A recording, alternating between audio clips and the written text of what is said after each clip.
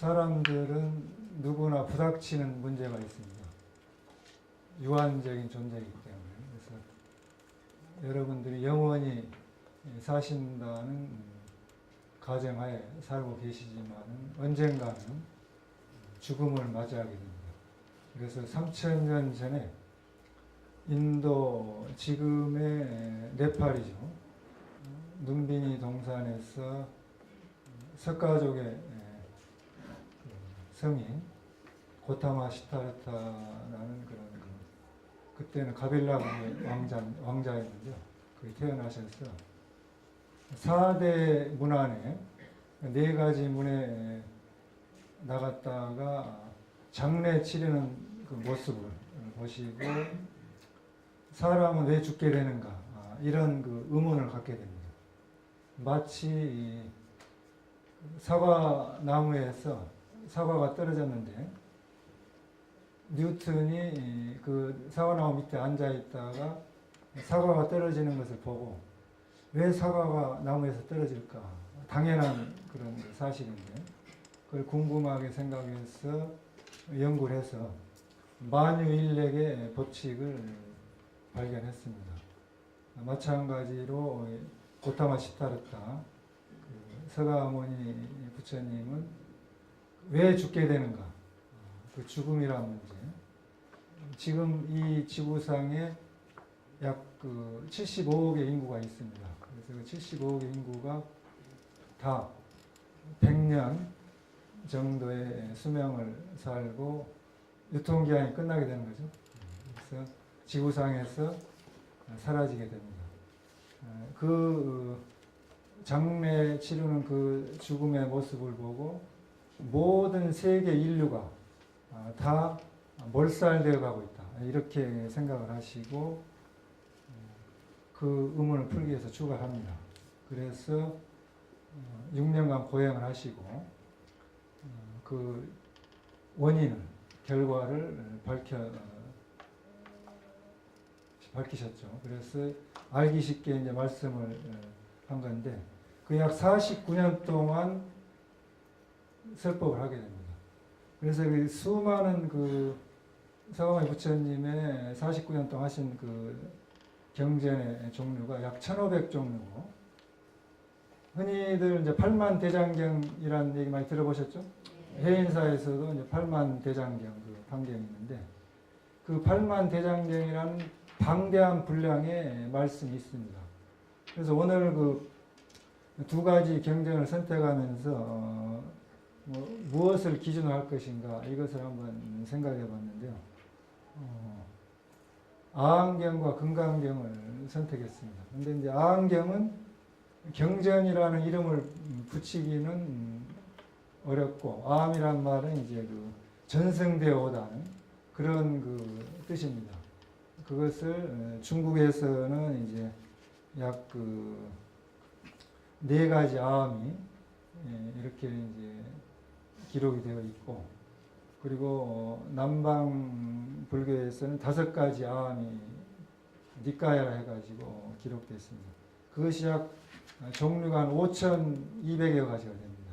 그래서 한 가지 경전으로 통합을 해서 하기가 어려워요. 짧게 구전을 내려왔기 때문에. 그렇지만은 이제 그 아항경의 핵심적인 그런 내용을 간략하게 이렇게 설명을 드리겠습니다. 그리고 금강경의 내용은 시간 관계상 다 말씀을 못 올릴 것 같습니다. 근데 이제 이 중국에서 49년 동안 그 말씀하신 경전을 아주 이 일목요연하게 분석을 해놓은 거 있습니다. 그것을 이제 천태지대사가 58교라고 하는데 5가지씩 해서 첫 번째는 이제 화엄시다. 화엄시. 부처님께서 깨달으시고 21일 동안 이렇게 말씀하신 그 법문을 화엄시라고 하고 두 번째는 이제 아함시다. 아함시는 12년 동안 말씀을 하셨는데 이것을 우리 현대 교육과정에서 비교를 하면은 그 기초과정, 초등학교 과정의 수준이라고 하면 맞겠습니다. 세 번째는 이제 방등신데, 그 8년 동안 소승이라고 하는데 남방불교를 소승이라고 합니다. 그래서 그 8년 동안 방등경을 말씀하셨는데 이것이 이제 중학교 과정이라고 이해하시면 되겠고, 네 번째가 반야시는 이제 그 고등학교 과정이라고 하는데 금강경, 반야신경 약 600여 가지 반야부 경전이 있습니다.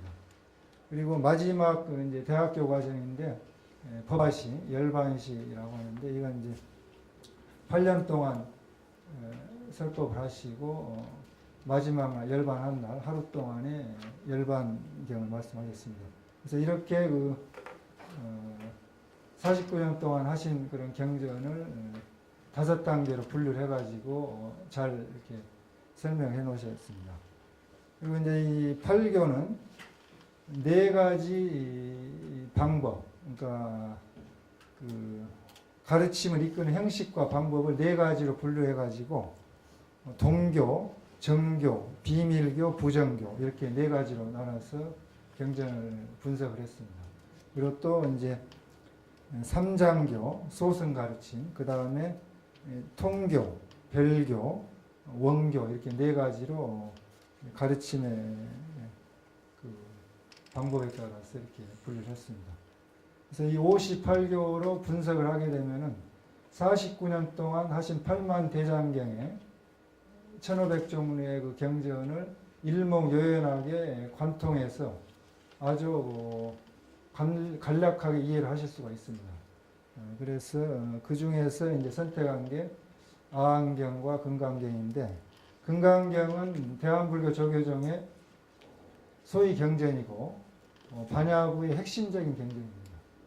그리고 이제 아한경은 초기불교, 부파불교, 대승불교로 이어지는 그런 과정에서 근본적인 교리를 말씀하고 있습니다. 그러면 이제 아한경에서 가장 그 핵심적인 내용들은 고진멸도 사성제, 그 다음에 삼법인, 그리고 사막, 팔정도 이런 정도를 이렇게 간략하게 말씀을 올릴 수가 있습니다. 그럼 불교에서는 우주와 인생의 원리를 어떻게 파악을 하고 있는가? 그 불교의 세계관은 아주 그 소박하고 현실적인 그런 그 세계관입니다. 그래서 이제 쉽게 말씀드리면은 여러분들이 지금 이 눈으로 보고 귀로 듣고 계시죠. 그래서 눈으로 보고 귀로 듣는 그 인식기관, 또 코로 냄새를 맡는, 또 입으로 맛을 보는, 또 몸으로 느끼는, 지금 여기 앉아 계시지만 무슨 생각을 하고 계시든 그 생각 6가지 감각기로 들어오는 색성향 미촉법, 이 12가지, 그러니까 안이비설신이 색성향 미촉 12가지 12처가 이 모든 세계를 다 말씀하고 있다는 거죠. 그러니까 불교에서는 현실적인 그 세계관으로 우리들이 인식할 수 있는 것 외에는 없다는 겁니다. 그것이 이제 서가모니 부처님이 발견하신 12처, 우리들이 눈으로 보고 귀로 듣는 것, 그거 외에는 이 세계관이 없다. 그렇게 이제 말씀을 한 거죠. 그리고 이 세계는 무상하고 허망하다. 그래서 이제 재행무상, 무상하고 허망하기 때문에, 영원성이기 때문에 모든 것이 고통이다. 그리고 그 고통을 벗어나는 방법은 열반의 세계로 들어갈 수가 있다. 그렇게 간략하게 말씀합니다. 그래서 이 세계에 태어나는 모든 생명체들이 태어났기 때문에 죽는 것이다. 그러면 죽음을 탈피하려면 태어나지 않는 방법이에요. 태어나지 않는 방법은 뭐냐? 우리가 마음을 닦아서 수행을 하면 그 생사에 탈할 수 있는 열반의 경지가 있다는 그런 말씀입니다. 그래서 이렇게 그 아한경의 그 12년법이 나오는데, 이것도 설명하려면 시간 관계상 굉장히 시간이 길어진다. 그래서 지금 아까 그 종소리가 나가지고 10분 이내에 말씀을 해야 되기 때문에 결론을 짓겠습니다. 결론을 짓는데, 그러면은 이 아한경에서 말씀하는 가장 초보적인 그 현실, 눈으로 보고 귀로 듣는 그런 그 현실관에서 금강경으로 넘어가게 되면은 이것이 그 업그레이드가 됩니다. 그렇죠. 스마트폰도 한번 업그레이드가 되죠. 이렇게 이제 이 부처님 말씀이 한 단계 업그레이드해서 공을 말씀하십니다. 공돌이를 말씀하셔가지고 일체 모든 게 다 공이다. 그래서 여러분들이 가장 그 쉽게 많이 들으셨죠. 색불이공, 공불이색 들어보셨죠? 그러니까 그 공과 색이 둘이 아니고 하나다. 그러한 이 공의 원리로 아한경에 나오신 말씀을 274자 반야신경에 간단하게 말씀을 하고 금강경에 5,600여 자로 이렇게 간략하게 줄여서 말씀을 하게 됩니다. 그래서 금강경에 나오는 내용은 시간 관계상 생략을 하고요. 아한경의 그 근본적인 말씀이 우리들이 눈으로 보고 귀로 듣는 현실 세계에서 출발해가지고 눈에 보이지 않는 죽음의 문제를 해결할 수 있는 방법을 개정의 사막과 팔정도 그런 그 마음 닦는 수행법 37조도법 여러 가지 그런 실천적인 말씀을 해드렸습니다. 그래서 이걸로 매듭을 짓겠습니다. 예, 감사합니다. 예, 큰 박수 부탁드리겠습니다. 발제문에 보면은 무착보살님께서 도솔천에 올라가셔 미륵보살님께 금강경을 잘 이해할 수 있는 그 개송을 받으셨는데 80일까지 개송을 받았다고 하셨는데 그 당시에 그 사항의 그 부연 설명을 잠깐 부탁드리도록 하겠습니다. 무착보살님은 부처님이 열반하시고 약 900년경에 북인도 간타라구에서 태어나셨습니다. 그래서 이제 그분은 이제 미륵 부처님을 독실하게 믿는 분이신데 미륵 부처님을 칭견하고자 천일기도를 12년 동안 4번에 걸쳐서 이렇게 하게 됩니다. 그래가지고 천일기도를 4번을 했는데 미륵 부처님을 칭견하지 못했어요. 그래가지고 미륵보살님이 인연이 없는갑다 해가지고 산을 내려갔는데 어느 마을에 다다라가지고 그 개 한 마리가 벌레들이 막 우글거리는 그런 그 장면을 목격하게 됩니다. 그래서 벌레를 이렇게 이제 잡아내고 개를 하는데 그래도 안 돼서 근데 벌레가 죽게 되니까 밥을 좀 빌어다가 본인이 먹고 개에게 밥을 주게 됩니다. 그래서 벌레도 살고 개도 살게 되는데 이때 이제 그 보살 한 분이 나타나서 장하다 착한 남자여 너의 정성을 시험하기 위해서 오랫동안 정진기도를 하게 하였고 또 시험을 하기 위해서 병든 개를 나타나 보였다 해가지고 이렇게 그 미륵보살님이 도솔천궁에 올라가셔서 이렇게 이제 설법을 하게 됩니다. 그때 그 경론을 받아오게 되죠. 그래서 이제 81가지 개송을 받아오게 됩니다. 그래가지고 그것을 금강경 그 주석서를 이렇게 만들게 되죠. 반야하게. 그렇게 해서 무착보살님이 금강경에 대해서 자세하게 주석을 해놓은 일화가 있습니다. 예, 불교 경전상에 나타난 그 기록된 불교의 목적에 대해서 말씀을 드리겠습니다. 불교는 그 깨달으신 분이 인간으로 태어나서 깨달은 사람이 깨달음에 대해서 모든 사람들을 깨닫게 하기 위한 그런 그 말씀입니다. 그래서 궁극의 불교의 목적은 모든 중생들이 깨달음에 이르는 정각, 깨달은 사람과 똑같은 부처님과 똑같은 정각을 얻기 위한 그런 것이 목적입니다. 그 야한경에 이제 보면은 서가모니 부처님께서 내 생은 다했고 범행은 섰으며 할 바는 하였고 후유라는 것은 이제 그 다음 생에 육신을 말합니다. 몸을 받지 않을 것이다. 생과 사의 해탈의 경지인 열반을 증득했다는 것을 말씀하십니다.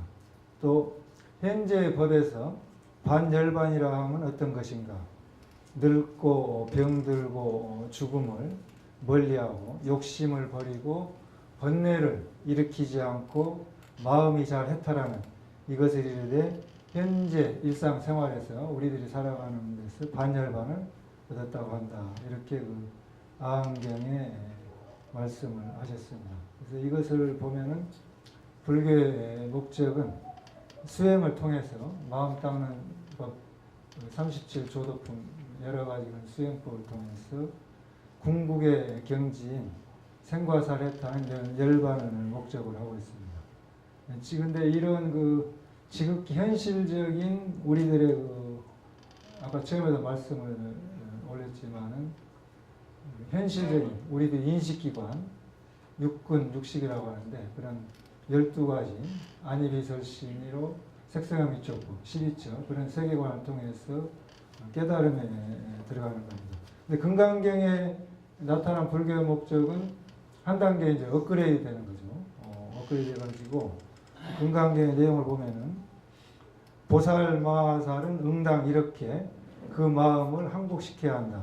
이른바 세상에 있는 온갖 중생으로서 난생, 태생, 습생, 화생과 유색, 무색, 유상, 무상, 비유상, 비무상의 온갖 중생을 내가 모두 제도하여 무여열반에 들도록 하라. 이렇게 한량 없고 끝없는 중생을 제도하되 실제로는 한 중생도 제도를 받은 이가 없다.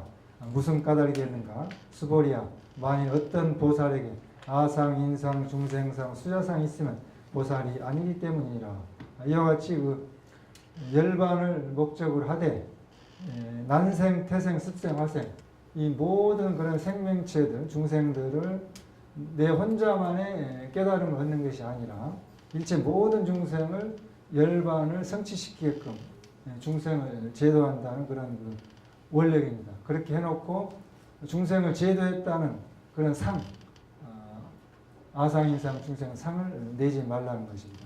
이것이 이제 초기 불교에서 대승불교로 넘어오면서 상구보리 하와중생이라는 그 유명한 그런 그 말씀이 있습니다. 그것이 위로는 자신의 깨달음을 구하고 아래로는 중생을 제도한다. 그러니까 깨달음과 중생 제도를 같이 병행해서 나가는 것이 금강경에 나타나는 그런 그 종교의 목적입니다. 그래서 또 이제 일곱 부처님께서 똑같은 말씀을 하셨는데 그걸 칠불통계라고 합니다. 그것은 이제 제약을 막자가라. 모든 악한 일을 하지 말아라. 그래서 이 세상을 살아가면서 악한 일을 하지 말고 그것이 첫 번째 순서고 두 번째로는 중선을 봉행해라. 모든 착한 일을 받들어서 행하라. 이것이 두 번째 단계고 세 번째는 자정기하라. 자정기심하라. 각자의 자기 자신의 마음을 정화시켜서 깨끗하게 하라. 이것이 모든 부처님께서 말씀하신 그 핵심적인 이야기다. 이렇게 말씀드립니다. 그래서 불교의 목적은 결국은 나쁜 일 하지 말고 착한 일 많이 하고 그래서 그러한 복력으로 마음을 열심히 닦아서 열반을 생사해탈을 증득해라. 또 너 혼자만이 깨달음을 얻지 말고 많은 사람들, 많은 중생들을 깨달음에 이르도록 이렇게 이끄는 그 중생제도 하라는 말씀입니다. 그래서 우리들이 이렇게 생사윤회에 빠진 것은 마음이 미혹해서 이렇게 생사에 빠지게 됐으니까 그 마음은 원래 청정한 것이다. 청정한 본래 자기 자신의 청정심을 회복해라. 그렇게 해서 여러 가지 수행법을 중생들의 근기에 따라서 잘 자상하게 방편에서 말씀을 해놓으셨습니다. 그래서 불교는 그 타력신앙도 있고 또 자력신앙도 있습니다. 쉽게 들어가는 것은 부처님을 믿고 의지해서 가는 것을 이행문이라고 하고 또 자기 자력으로 가는 것을 이제 난행문이라고 합니다. 그래서 두 가지 그런 수행법을 통해서 깨달음에 이르를 수가 있습니다. 그래서 대승 불교로 가면서 이 불교가 많이 업그레이드 돼가지고 여러분들 중생 현실 속에서 내 자신과 많은 중생들을 같이 더불어서 깨달음으로 들어가는 그런 길을 제시해 놓았습니다. 불교에서는 그 윤회를 벗어나는 것이 곧 죽음을 벗어나는 것이라 이렇게 이해해도 되겠습니까? 그렇게 이해해도 되겠습니다. 네, 뭐 윤회를 벗어나는 것에 대한 설명을 잠깐 부탁드리도록 하겠습니다. 불교에서는 우리들이 이 몸을 받게 된 것을 초기 경전에서는 삼사화합설이라고 이렇게 말씀을 하십니다. 삼사화합설이라는 건 뭐냐면 세 가지가 화합돼서 이 세상에 태어났다는 것입니다. 그것은 한 가지는 뭐냐? 아버지의 몸과 두 번째는 어머니의 몸. 그러니까 아버지와 어머니, 부모님의 몸과 여러분들이 지금 여기 이 자리에 앉아 계신 여러분들이 이 세 사람이 화합을 해서 이 세상에 오게 됐다는 겁니다. 그러니까 지극히 의학적으로도 현실적으로도 이게 우리들이 생각할 수 있는 아주 상식적인 말씀입니다. 그래서 불교에서는 사람을 창조했다는 그런 말씀을 하시지 않고 아버지와 어머니와 너 자신이 세 사람이 화합해서 이 세상에 왔다. 그렇게 말씀을 하시고 근데 이 몸은 내가 받은 몸은 유한하다. 언젠가는 버리고 가야 된다. 그래서 버리면 죽음으로 끝나는 것이 아니고 다시 반복돼서 업력에 의해서 여러분들이 미혹한 그런 마음으로 100여 년 동안 살면서 지은 업력에 행위에 반복된 업력에 의해서 다음에 또 그런 몸을 받아서 태어난다. 그래서 그런 죽고 사는 생사의 윤회에서 벗어나는 것이 불교에서 말하는 죽음을 벗어나는 방법이랍니다. 그러니까 아주 현실적으로 아주 합리적으로 생각해도 상식적인 말씀입니다. 이건 무슨 과학적으로도 증명할 수가 있는 것이고 그래서 부처님께서는 나는 내가 이 세상에 태어났다고 해서 이 진리가 없는 것도 아니고 내가 태어나지 않았어도 이 진리는 존재한 것이다. 그렇기 때문에 이 깨달음이라는 것은 내가 태어나고 안 태어나고 관계없고 또 내 자신에 의지하지 말고 각자의 본래 청정한 각자 불성이 있으니까 부처님 성품이 있으니까 각자의 성품에 의지해서 또 내가 말씀해 놓은 그런 경전을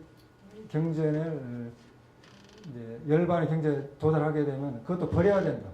그렇게 말씀했습니다. 그래서 부처님께서는 그런 열반의 경지에 들어가는 것을 생사해탈이라는 거 분명히 말씀하셨고 또 여기에도 집착하지 말아라.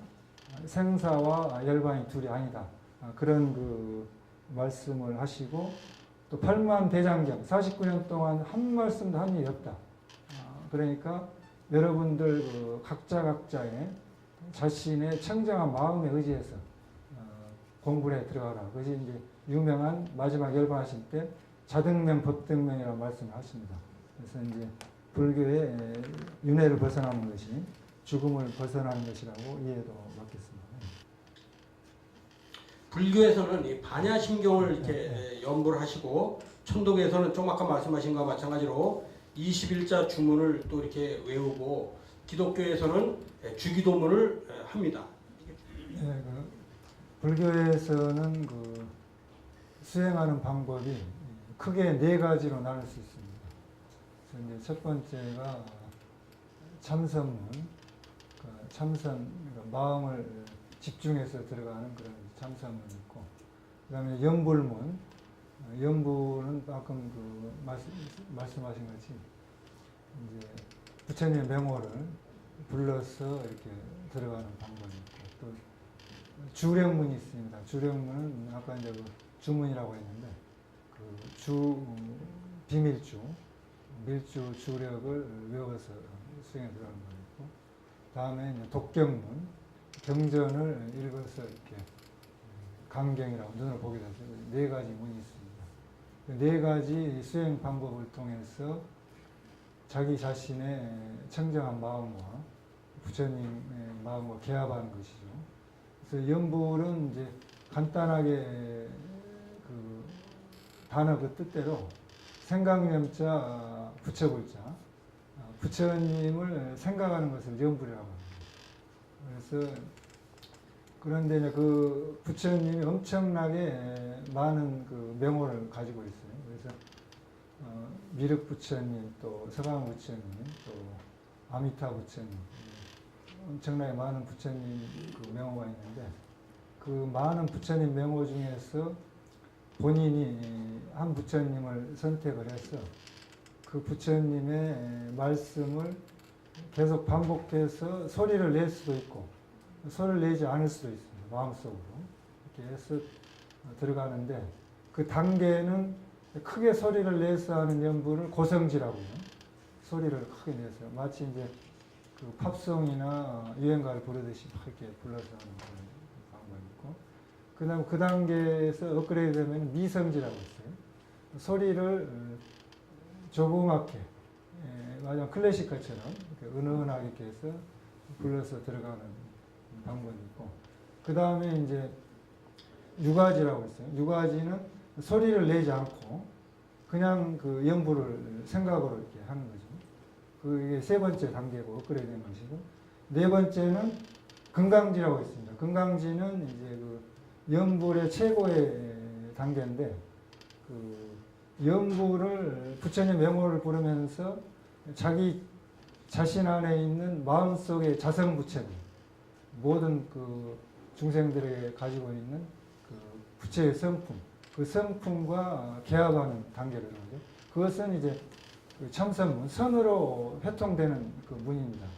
그래서 이제 그런 그 단계까지 연불이 단계적으로 올라가야만이 제대로 된 연불 수행을 할 수가 있는 겁니다. 그런데 많은 그 사람들이 이제 법당 사찰에 법당에서 목탁을 치고 연불을 이렇게 하는데, 천일기도 하시는 그 스님이 계셨습니다. 그분이 천일 동안 계속 그 목탁소를 내면서 부처님 명호를 연불을 했는데, 천일기도를 마치고 나서는 목탁도 치지 않고 또 소리도 내지 않고 이런 그 연불로 향상됐어요.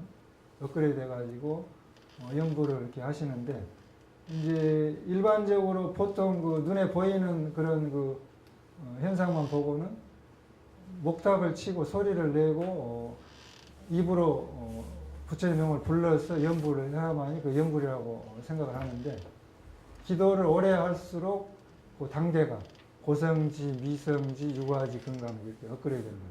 그래서 그렇게 연불이 그런 단계가 있습니다. 그래서 우리들이 이제 손쉽게 할 수 있는 방법은 부처님 명호를 쉽게 부르면서, 그래서 이제 108염주를 이렇게 돌리는데, 108염주도 숫자가 뜻이 있습니다. 108이라는 숫자는 이제 108번뇌라고 하는데, 이 과거, 현재, 미래. 과거, 현재, 미래면은 우리들이 태어나기 전에 일을 전생이라고 하죠. 전생. 부모로부터 태어나기 전에. 본인이 태어난 생년월일 전에 전생. 또 태어나서 죽을 때까지. 그것을 현재라고 합니다. 현생. 현생. 그 다음에 죽은 이후에, 사후에를 내세라고 하죠. 그래서 과거, 현재, 미래 3. 고박이 이제 안이비설신. 우리들이 눈으로 보고 귀로 듣는 6가지 감각기관으로 들어오는 것은 6이라 하죠. 6가지. 6가지 이 생각들. 그 생각들을 이제 6가지가 있으니까. 그러면 18가지가 되죠. 18가지를 3으로 과거에 이제 미래로 하니까 그 108이 나옵니다. 그래서 108가지로 우리들의 그런 그 잡념을 분석을 한 거죠. 숫자로. 그래서 숫자로 해서 108 염주를 돌리면서 이 자기 자신의 그 안 좋은 생각들을 정화해서 염불에 들어가는 것을 108 염주를 돌리면서 하는 그런 그 숫자적인 의미가 있습니다. 우리나라는 단일 민족 국가고 또 지금 전 세계 우리 동포들이 약 800여만 명이 나가서 살고 있습니다. 그리고 남북으로 갈라져 있는 그런 세계 유일한 국가입니다. 그럼에도 불구하고 근현대사에서 우리 한국의 서양에 기독교, 천주교가 들어와가지고 지금 현재는 다종교, 다문화 국가가 됐습니다. 그래서 한 집안에 보면은 아버지는 무종교고 또 어머니는 절에 다니고 불교고 아들은 교회 다니고 따님은 천주교 다니고 이렇게 한 가정에서도 가족이 종교가 다를 수가 있습니다. 그런데 잘 화합해서 살아요. 그래서 전 세계에서 대한민국이 220여 개국, 약 240개국으로 보는데 기독교가 가장 그 발전한 국가가 유일한 대한민국입니다. 그리고 필리핀하고. 근데 이제 그 종교가 그렇게 가족 간에 서로 다르면서도 서로 그 가족 간에 싸우지 않고 잘 화합해서 하는 게 또 대한민국의 신통하다는 얘기죠. 그만큼. 그래서 이 한국 민족으로 대한민국 한국 사람으로 살아가면서 이 다종교는 어떻게 보면 필수인 것 같습니다. 필수인 것 같고 그러면 어떻게 하면은 이 종교 간에 화합을 해야 되느냐?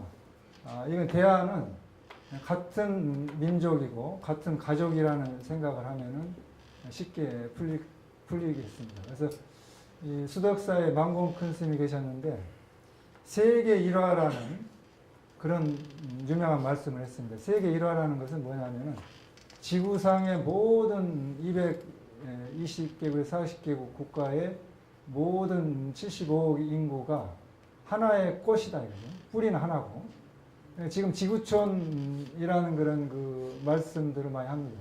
지구가 하나의 마을처럼 이렇게 손바닥만한 마을처럼 이렇게 통신이 발달하고 또 교통이 발달해서 하나의 지구 마을을 이루고 살아가고 있습니다.